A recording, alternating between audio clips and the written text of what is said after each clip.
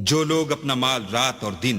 और पोशीदा और जाहिर राह खुदा में खर्च करते रहते हैं, उनका सिला परवरदिगार के पास है,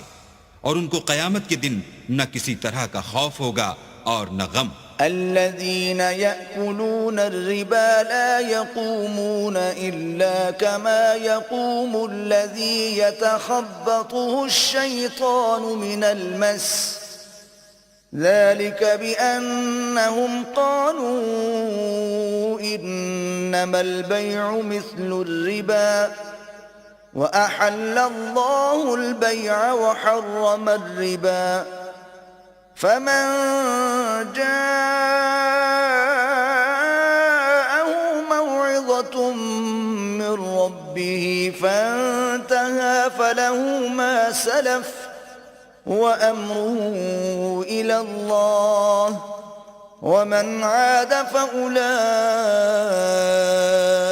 أصحاب النار هم فيها خالدون.